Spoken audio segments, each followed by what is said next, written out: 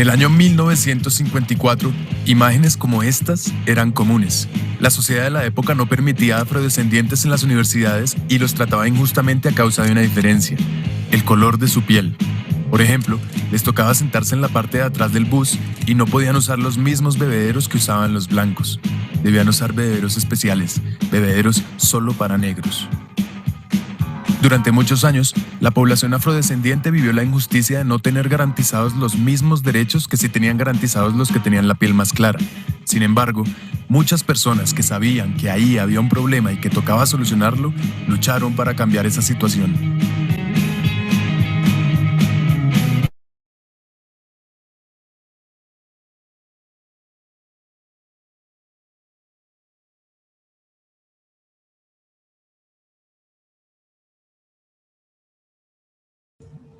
Hola, ¿se pausó?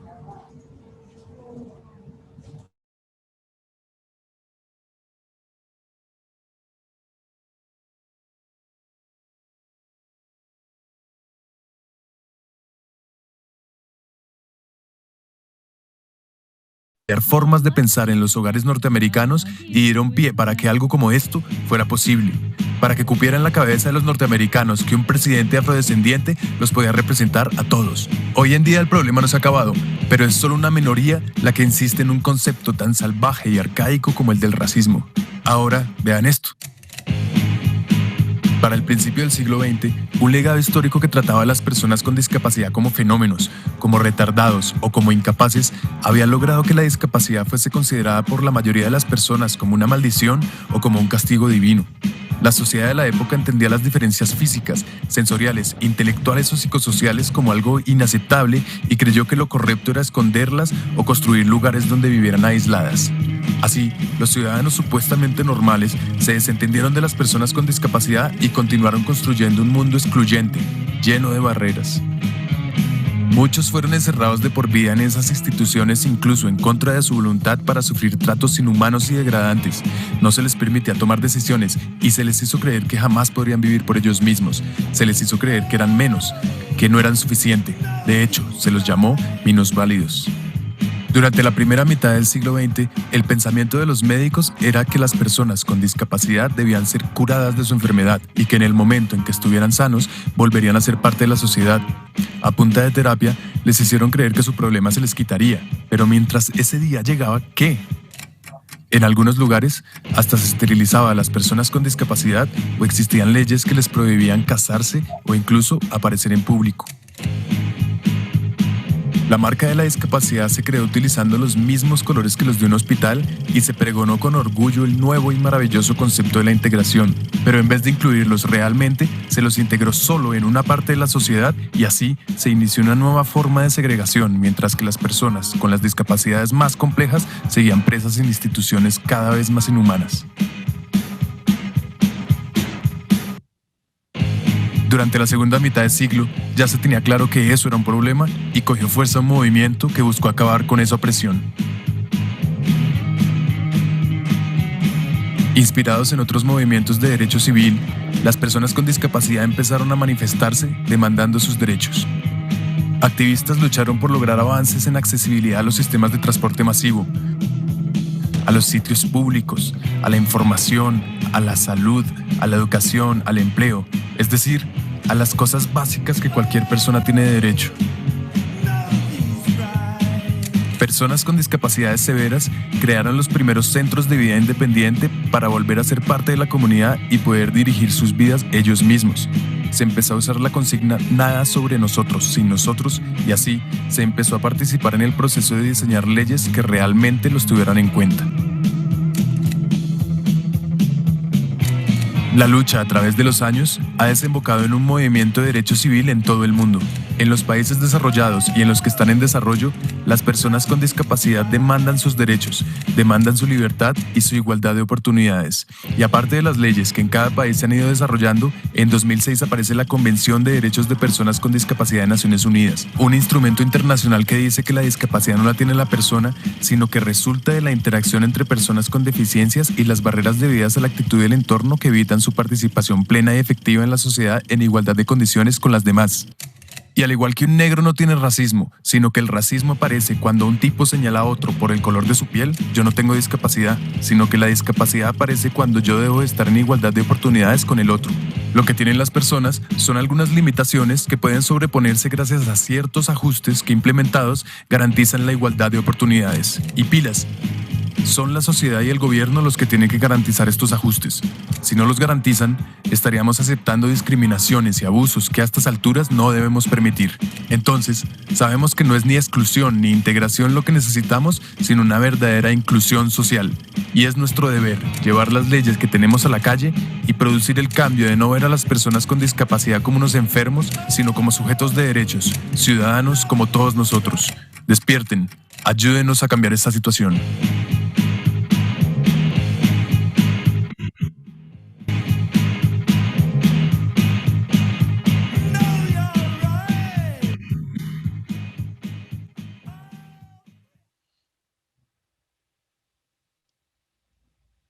Ahora sí se vio el video.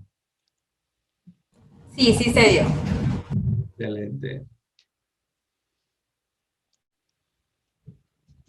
Bueno, yo espero que este video de verdad le haya servido a muchos para esto comprender de dónde es que nace todo este movimiento de los derechos de las personas con discapacidad, que genera entonces una serie de normativas legales a nivel internacional y a nivel nacional. Entonces, viendo esto, vamos a iniciar con el tema del marco legal, en donde Panamá es firmante de dos convenciones muy importantes en la cual se enmarcan las leyes nacionales en materia de no discriminación, como es la Convención sobre la Eliminación de todas las formas de discriminación contra las personas con discapacidad de la OEA, Convención sobre los derechos de las personas con discapacidad, que fue la que mencionaron en el video, en donde se establece un marco jurídico más amplio, más específico en todo lo que es el tema de recreación, salud, deporte, accesibilidad, trabajo. La misma Panamá fue la segunda en ratificar a nivel mundial. Tenemos entonces el primer marco jurídico, que es la Ley 42 de equiparación de oportunidades de las personas con discapacidad en Panamá, la cual se aprobó en 1999, donde vemos muchos avances, y es el primer instrumento nacional en materia de derechos de las personas con discapacidad, que busca la equiparación. ¿Y qué es la equiparación? La equiparación no es una igualdad, sino que la equiparación es ver qué adecuaciones hay que hacer para que la persona con discapacidad pueda gozar de los mismos derechos que el resto de las personas. Entonces, la ley 25 es por el instrumento por el cual se ratifica Panamá en la Convención de las Naciones Unidas. Ya es ley de la República, ya es un convenio, ya se puede decir que primeramente tenía un rango constitucional, porque el artículo 4 de la Convención dice que Panamá acogerá todo el tema de la legislación internacional. Y posteriormente, entonces, con la ley 25 se acoge como ley nacional. Posterior a eso, viendo de que la ley 42 tenía cosas que no se apegaban al tema de la convención, se trabaja y se actualiza la misma ley 42 con la ley 15, la cual modifica algunos artículos, no todos, pero sí en su mayoría fueron modificados para que se actualizaran según la exigencia que vivíamos en el momento. También está la ley 34 de equiparación económica. Esta ley establece una serie de beneficios fiscales, de beneficios económicos a la persona con discapacidad, en donde se le da descuento en diferentes servicios, en diferentes productos, como medicamentos, como la atención médica, como laboratorios, como pasajes. Las personas también pueden entrar a diferentes actividades recreativas con algún tema de un descuento. Pero para obtener este beneficio económico, se necesita que la persona esté certificada por la Secretaría Nacional de Discapacidad, que es el único ente, esto lo veremos más adelante, También tenemos el decreto 88 del 2002 que reglamenta la ley 42. Este decreto todavía está en vigencia, aún existiendo la ley 15, porque el tema de la accesibilidad casi no fue tocado en la ley 15. Y el decreto 88 se reglamenta esos artículos y bueno, todavía es vigente este decreto. El decreto 333 del 5 de diciembre de 2019, que es el que reglamenta la ley 15, y en donde se marca entonces cómo se va a ejecutar la ley. Me gustaría hacer un paréntesis en esto porque en el video vimos que decía que la ley es un papel. Y en esto podemos reflexionar todos los que estamos aquí, porque tenemos legislaciones en materia de discapacidad, que acabo de mencionar. Sin embargo, vemos que muchas de estas normas quedan solamente impresas en un documento, más no en la ejecución, más no en la ejecución diaria. Aquí tiene el micrófono abierto, Mileika Núñez. Ok. Entonces, en este sentido, vemos que nos toca a nosotros como miembros, como funcionarios, como miembros de una comunidad, entonces también velar de que esa ley, esa norma, también se ejecute y no quede solamente en un papel, porque si se queda en un papel, es una ley que no funciona, no funciona para nadie. Vemos que el término correcto para dirigir a una persona con discapacidad, con base en el tema de la convención y según la resolución 108 del 2016, es persona con discapacidad. Muchos le llaman a la persona con discapacidad como persona especial, como el bajito, el cojito, el cieguito, el invidente, el inválido, el discapacitado, que es muy utilizado, el cual no va de acorde a lo que actualmente es un sentir de la población que dice que primero es la persona y después la condición. Y la condición es la condición de discapacidad. Entonces, ¿cuáles son las condiciones que nosotros vemos dentro de lo que la OMS reconoce como la condición de discapacidad? Vemos que son la discapacidad física, la discapacidad mental, que hoy en día están muchos expertos viendo si se modifica a lo que es el tema psicosocial. Está la discapacidad intelectual, está la discapacidad visceral, está la discapacidad visual y la discapacidad auditiva.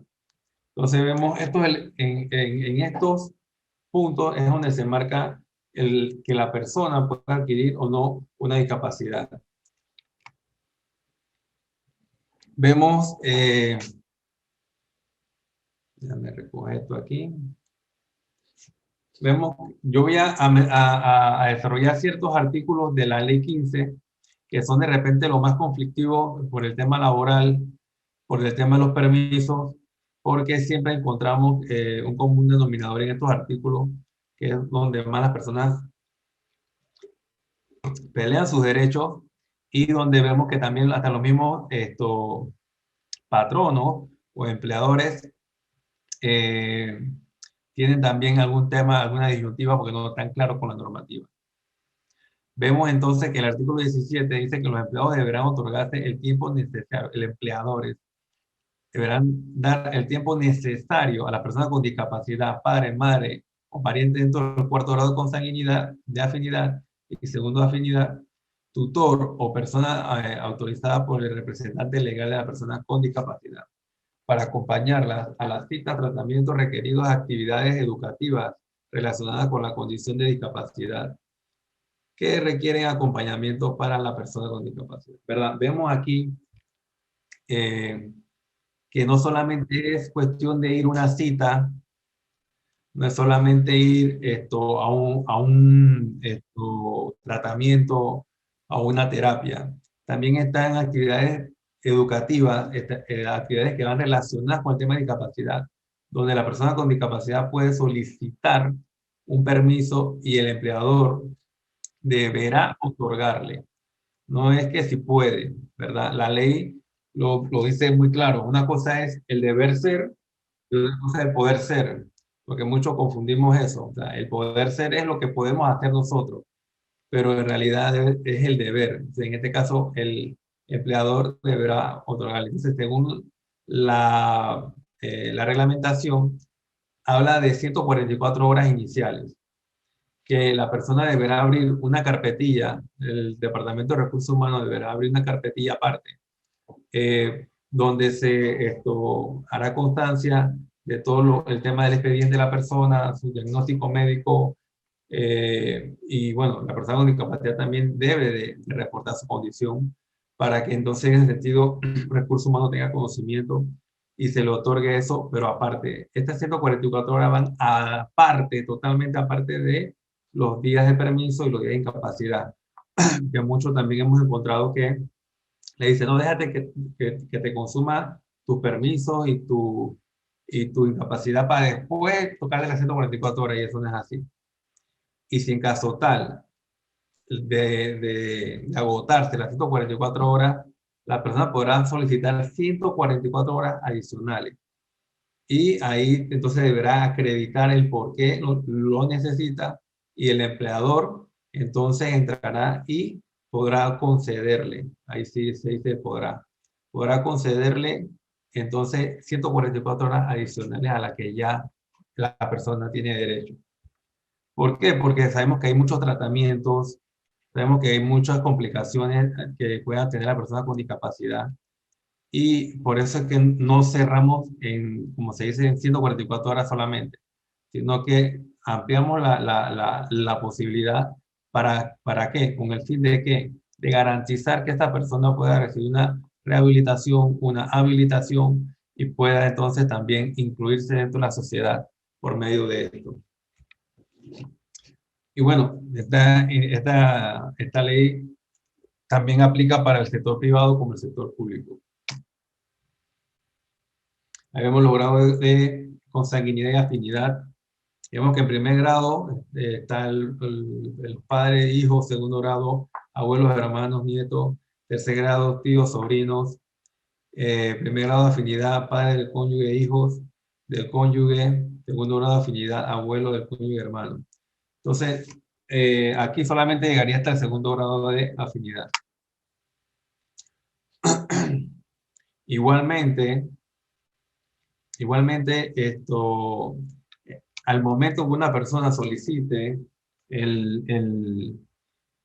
eh, las 144 horas y de repente el empleador desconfía o el jefe desconfía, ellos podrán solicitarle a la persona que traiga también un documento que da el Tribunal Electoral de su árbol genealógico para que de esta manera entonces se pueda acreditar de que esta persona está dentro de su grado de consanguinidad y puedan otorgar las 144 horas. Vemos entonces que el artículo 49 indica que de la reinserción laboral, porque muchas personas sufren accidentes dentro de sus áreas laborales y quedan secuelas y esas secuelas le traen una condición de discapacidad a la persona. Esto quiere decir entonces que la persona, el empleador, el jefe, debe de entonces hacer una adecuación, debe hacer de repente un movimiento del personal para garantizarle el derecho al trabajo. De repente esa persona antes era operativo en un patio de contenedores, etcétera, y ya no puede ejercer ese trabajo, pero puede realizar de repente funciones administrativas o puede realizar otro tipo de funciones. Entonces, en este sentido, podemos entonces ver que la ley le indica a los jefes que tienen que hacer esa adecuación. Igualmente, el artículo 51 dice que empresas que contengan 25 a 50 trabajadores deberán tener dentro de su fuerza laboral una persona con discapacidad. Esto nos indica a nosotros que las empresas, al momento de tener 25 personas, ya deben de tener una persona con discapacidad. Y las empresas que tienen el 50% de trabajadores deberán tener en su fuerza laboral el 2% de trabajadores con discapacidad. En este sentido, el Mitradel, que es la entidad regente que debe supervisar que estos artículos se cumplan, y de no cumplirse, entonces deben de sancionar a la empresa para que las empresas entonces puedan garantizarle el derecho al trabajo a la persona. Igualmente para el sector entonces público, lo que es DIGECA es el que deberá velar por que se cumpla esta disposición. Ahora, el artículo 45 dice: la persona con discapacidad, padre, madre, tutor o representante legal de la persona con discapacidad no podrá ser despedido o destituido ni mejorado en su posición o salario. Cuidado con este punto, porque en este punto muchos piensan que tienen un fuero laboral y no es así. Aquí se le garantiza y se le respeta, se le protege a la persona con discapacidad para que la misma pueda tener seguro su puesto laboral. Y entonces este artículo actualmente es bastante utilizado para esos despidos que le hacen a las personas en las instituciones y en el sector privado también, para que las mismas puedan ser nuevamente regresadas a su puesto de trabajo, porque dice que se puede despedir a la persona cuando tú acreditas con antelación una causal. Si no es así, si no es así, entonces, un momento.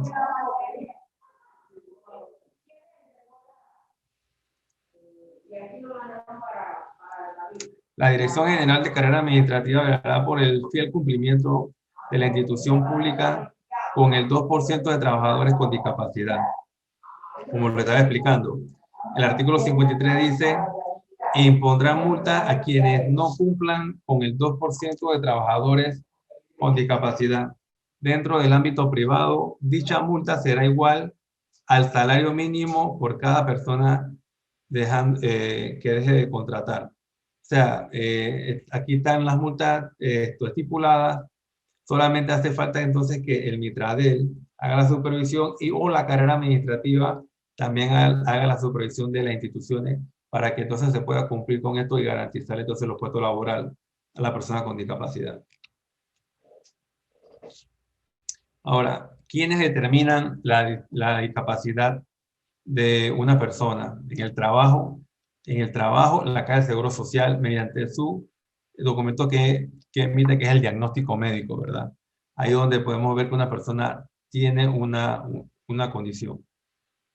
¿Y quién certifica la discapacidad? Y esta certificación solamente es utilizada, y lo voy a decir nuevamente, para los beneficios de la ley 134, no para lo anterior.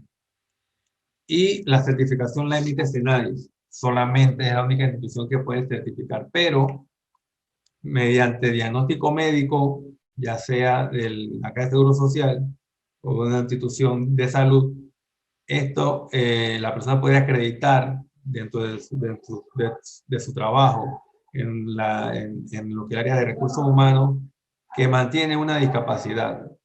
La institución no debe de solicitar en ningún momento la certificación de discapacidad para decir que la persona tiene una discapacidad, ya que esa no es su finalidad, ni tampoco está en un instrumento.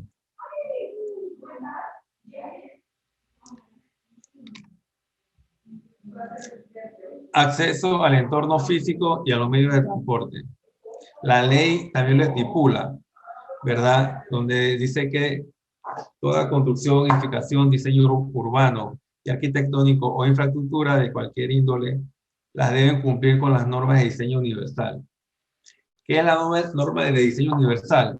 Es construir para todos, construir con áreas accesibles, con baños accesibles, tener esto pendiente de que la accesibilidad no solamente es para las personas con discapacidad, sino que son para todos. Ahora en estos momentos que estamos viviendo, pues se tiene que hacer algún tema de desalojo, algún tema de alguna emergencia médica. La accesibilidad también funciona para eso. Entonces no solamente la accesibilidad es para personas con discapacidad. El artículo 40 nos indica lo siguiente. Adiciona que el Ministerio de Vivienda, Ordenamiento Territorial, en su programa de habilitación de interés social, incluirá viviendas con accesibilidad y diseño universal, que le serán otorgados a las personas con discapacidad siempre que cumplan con los requisitos y la evaluación socioeconómica. Entonces este artículo le dice al Estado que el MIBIOT también debe, dentro de sus obras, tomar en consideración el tema del diseño universal y la accesibilidad para que las personas entonces puedan vivir, y en este caso específico para las personas con discapacidad. Las sanciones. Con la ley 15 las sanciones tuvieron unas modificaciones, pero hace falta lo que es la implementación, ya que las sanciones vienen de 1.000 a 5.000 la primera vez por accesibilidad, y de 5.000 a 10.000 si es residente. Estos fondos se incluyen, que son para las ONG que velan por el tema del cumplimiento de la norma o el cumplimiento de los derechos de la persona con discapacidad. Por el mal uso de los estacionamientos, dice que 300 balboas. Antes eran 50 balboas, ahora son 300. Entonces, ¿quiénes son los que imponen estas multas? Según la ley, indica que los municipios deben de implementar y hacer las sanciones por accesibilidad y por el mal uso de los estacionamientos, entonces, la autoridad de tránsito. En el tema de salud, indica que el Estado, a través del Ministerio de Salud, establece los procedimientos de coordinación entre los sectores involucrados para fomentar la creación y el fortalecimiento de centros de habilitación y rehabilitación. Esto es muy importante porque todavía hay provincias que las personas viajan de un lado al otro, de una provincia a la otra, para poder tener este derecho. Entonces, anteriormente, en el pasado, se hicieron centros reintegran en todo el país, pero, un momento, pero, tengo una videoconferencia. Sí. Entonces, el tema de salud, se cerraron ciertos centros reintegra a nivel nacional, lo cual se convirtió entonces en una barrera para las personas para obtener el tema de la salud. Hoy en día se están nuevamente habilitando, reestructurando estos centros reintegra para garantizar el derecho que tiene la persona con discapacidad a la salud. En educación, dice que el sistema educativo incluirá a las personas con discapacidad en el sistema educativo regular a través de los planteles oficiales, particulares y centros de educación superior, los cuales deberán proveer los servicios de apoyo, adaptación curricular, acondicionamiento del espacio físico, las ayudas técnicas y la tecnología que les permitan el acceso al currículum y a la equiparación de oportunidades. O sea, esto es una cadena. Esto no solamente es ver el tema de repente desde la óptica de Senadis, sino que tenemos que ver desde la óptica de todos los parámetros. Para esto, entonces, también el tema educativo es importante. Es prácticamente una de las bases, aparte de la familia, que le va a ayudar a la persona con discapacidad a ganar su autonomía, a ganar su independencia económica, a ganar su dignidad dentro de la sociedad. ¿Por qué? Porque vemos personas con discapacidad de repente que quieren acceder al tema laboral, pero no pueden porque no tienen todavía no tienen el nivel académico, no tienen esto que exigen las empresas para poder entonces verse incluidos dentro del tema laboral. Entonces, hoy en día las personas con discapacidad se están profesionalizando para poder entonces ingresar a estos centros, a lo que es el tema laboral. Hace poco nosotros hicimos entrega de algunas lactos a nivel universitario, casualmente por esto, porque sabemos que la discapacidad muchas veces va ligada con la pobreza. Y la persona con discapacidad que llega a estos niveles, y sabemos que las universidades tienen distintas exigencias que también invaden el tema económico. Entonces, darles estas herramientas es un gran alivio y en estos tiempos a la persona con discapacidad para que ellos puedan entonces terminar sus estudios y a la vez entonces poder integrarse dentro del ámbito laboral. Creo que estos son estos grandes pasos que se están dando dentro del Estado panameño para poder garantizar este derecho que tiene la persona, estos derechos que tiene la persona a ser incluidos, a ser autónomos y a tener una vida digna, ¿no? Sin necesidad de que estemos bajo el paraguas de los subsidios y demás. Así que cualquier duda o pregunta, estamos a la orden. Bueno, sí. Bueno, por mi parte, tengo varias consultas, no sé de los compañeros, si queda alguna duda.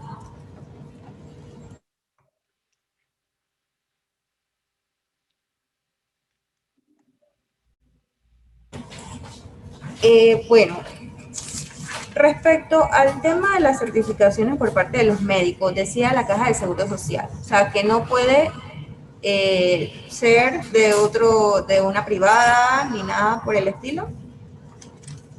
Bien, el diagnóstico te lo puede entregar también un hospital como del Ministerio de Salud, pero ponemos la Caja de Seguro Social porque si en teoría tú eres un empleado, tú debes de pagar el seguro social y tú tienes el derecho a esto.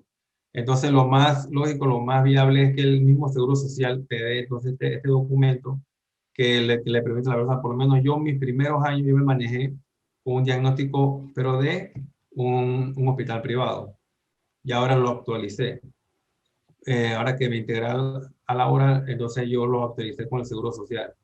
Pero ese es el tema de cuando tú no estás trabajando es otra cosa y cuando tú estás laborando, tú debes en teoría tener una ficha, tú en teoría debes de pagar seguro y por ende entonces viene de allá. Pero si eres de un médico idóneo, sea de donde sea, el empleador debe aceptar ese diagnóstico. Ok. ¿Cada qué tiempo, ahora que lo mencionó, cada qué tiempo se debe esos diagnósticos actualizar? Bueno, el diagnóstico según lo que requiera alguna institución, pero los diagnósticos, por lo menos, una persona que tiene un síndrome de Down, él desde que nace va a mantener el mismo diagnóstico. Él puede tener complicaciones después del corazón, sistema respiratorio, pero ese es totalmente aparte. Entonces, por lo menos un lesionado medular, yo soy un lesionado medular, y ya la médula no me va a crecer, no se va a regenerar. Obviamente, mi diagnóstico no va a cambiar hasta que Dios quiera llamarme el día de mañana, ¿no? Pero mi diagnóstico va a ser el mismo. O sea, hay cosas que de repente son bastante lógicas y pedirle a una persona que tenga este tipo de condición, un apuntado bilateral, que si tú le pidas nuevamente cada CMC y el cielo no va a crecer, te va a decir. Pero hay exigencias de ciertas instituciones que lo exigen, pero o sea, el diagnóstico tuyo es el inicial, ese que debes de tener. Okay. Y bueno, otra consulta con relacionado a las 144 horas adicionales. Indicó que la pueden solicitar si lo requieren. ¿Hasta cuándo? O sea, ¿cuántas veces puede solicitarlo? Hasta 144 horas adicionales, una vez más. Sí, sí. Y el médico, la persona, no es que, sino que el médico también ahí va a ayudar mucho, ¿no? Porque él es el que va a decir que la persona necesita un tratamiento, necesita ciertas cuestiones, y esto es un documento que le va a funcionar mucho a la persona con discapacidad que quiera entonces extender sus 144 horas. Disculpe, Sofía Huerta de ACEP, quisiera hacer una pregunta, solamente para aclarar. Buenos días. Con el tema de las certificaciones, entonces podríamos entender que con la certificación de un médico idóneo, especialista, sea de privada o de cualquier institución pública, sea MINSA o Caja del Seguro Social, ¿se entiende válida? El diagnóstico, eso para acreditar en recursos humanos. La certificación de discapacidad es algo totalmente aparte que solamente lo da la Secretaría Nacional de Discapacidad, que se baja entonces por otro sistema como es la CIF, la CIE-10, que son parámetros internacionales de funcionabilidad y de enfermedad. Entonces, estos parámetros internacionales son los que se utilizan para poder certificar a la persona con discapacidad. Ok, Acá se hace pero una evaluación y todo lo demás, pero el tema de quién acredita el diagnóstico es un médico idóneo que puede ser de cualquier institución de salud. ok, a ver, y disculpen y que pregunte esto nuevamente porque lamentablemente tuve que entrar un poco tarde al Zoom. El diagnóstico se requiere para la certificación, el diagnóstico, ¿para qué puntualmente derechos se requiere? ¿Para la ley 59 de enfermedades crónicas o Bien. para Bien. que producen discapacidad laboral? La, ¿O para la ley 59 de enfermedades crónicas degenerativas, ella tiene su norma, tiene cómo aplicarse. Acá estamos hablando del tema de los derechos de la persona con discapacidad. Igualmente, ambas funcionan con un diagnóstico médico. Es lo que quería aclarar. Si tú tienes una condición crónica degenerativa, entonces tú te puedes basar en la ley 59 con un diagnóstico médico, porque el diagnóstico te va a decir si tienes lupus, si tienes cáncer, si tienes otras enfermedades. En la ley, en la certificación de la discapacidad que la da la CENADI solamente es para el tema de la ley 174 de beneficio económico. Pero si tú tienes una enfermedad crónica degenerativa que te genera una condición de discapacidad, entonces también tú aplicas para lo que dice la ley 15 y la ley 42. Ok, gracias. Ok. Una consulta con respecto al tema de las enfermedades. O sea, cuando se refieren a las diferentes discapacidades que existen, pues visceral y demás, ¿cómo uno la puede determinar o puede decir, bueno, es esta o la otra? Porque realmente ustedes hacen esa certificación, pero como usted lo mencionó, para tema de económico. O sea, nosotros como institución, ¿cómo podemos saber en cuál encaja? Bien, una persona que tiene problema auditivo, ahí te va a entrar lo que te diga un otorrino, lo que te diga un fonoaudiólogo. Entonces ahí te va a marcar que tiene pérdida auditiva, no sé qué, Entonces ahí, con este diagnóstico, tú te vas a ver qué condición tiene, si tiene una condición auditiva. Si tú ves un diagnóstico que dice lesión medular, que trae tetraplegia, paraplegia, automáticamente tú buscas qué paraplegia, qué tetraplegia, y tú vas a ver que va a tener disminución del movimiento o nulo movimiento o movimiento restringido. O sea, tú vas a ver eso y entonces tú vas a ver que es física. Si tú una persona que te dice, soy un amputado bilateral, tú vas a decir, ok, le falta un pie, es una condición física. Si una persona que tiene pérdida visual, automáticamente es discapacidad visual. Si tú ves que una persona tiene un problema de repente de los pulmones y que el diagnóstico dice que esto le genera cansancio, le genera un tema de morbilidad, un tema de que cuando tú te desplazas te cansas mucho, entonces es una discapacidad visceral. Si hay personas que de repente lo ve un psiquiatra, un médico psiquiatra, y se medica para de repente no tener en algunos trastornos mentales el tratamiento correspondiente, entonces tú te vas a dar cuenta que tienen una discapacidad mental. Y las personas que tienen un tema intelectual, igualmente el diagnóstico te lo va a decir. Gracias. Compañeros, ¿tienen alguna duda? Es importante que si la tienen, hagan sus comentarios para que el licenciado nos aclare. Sí, yo quería preguntarle, disculpe, licenciado, ¿me podría aclarar en cuál norma o consulta de interpretación ustedes han establecido que las certificaciones solamente que pide SENADI son para temas económicos? Eso está estipulado en la ley 134 y está estipulado... Sí, yo vi la ley 134, pero quería, la certificación solamente, ahí lo dice expresamente que solamente es para temas económicos. Sí, el tema de beneficios de equiparación económica. Okay. Todavía no hay ninguna norma que indique lo contrario. Ok. Porque estaba la duda de si para poder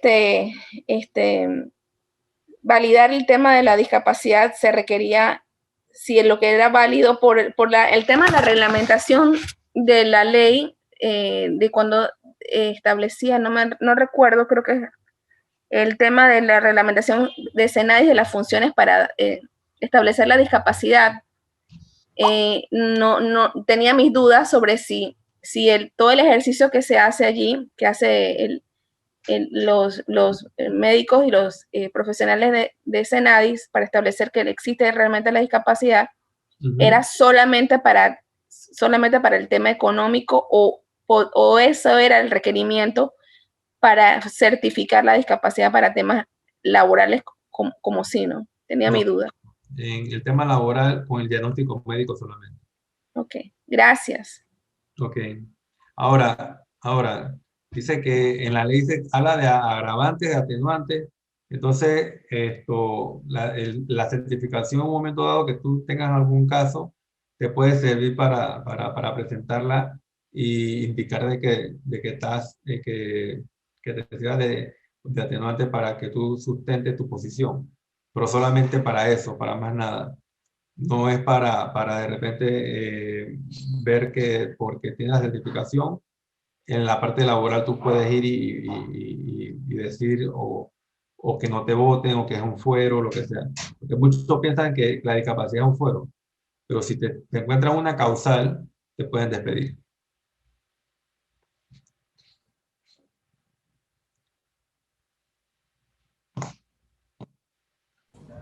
Sí, así es. En efecto, es como la licencia de maternidad. La situación de gravidez no es absoluta, la protección no es absoluta. Exacto.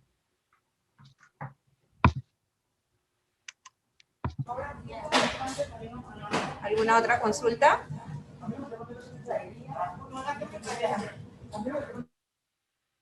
Si no es así, le agradecemos al licenciado Jorge por toda la aclaración que nos dio, por la capacitación dada el día de hoy. Y bueno, gracias a todos los participantes por asistir y espero que les sea de su agrado, que haya quedado bastante claro. Y bueno, en otra oportunidad esperemos también contar con su apoyo, licenciado Jorge. Bueno, a la orden. Cualquier consulta, estamos en la dirección de equiparación de oportunidad de la SENADI. Y bueno, solamente desde que nos contacten, nosotros podemos darle cualquier tipo de orientación en materia de discapacidad.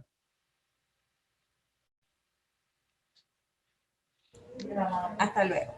Hasta luego. Saludos.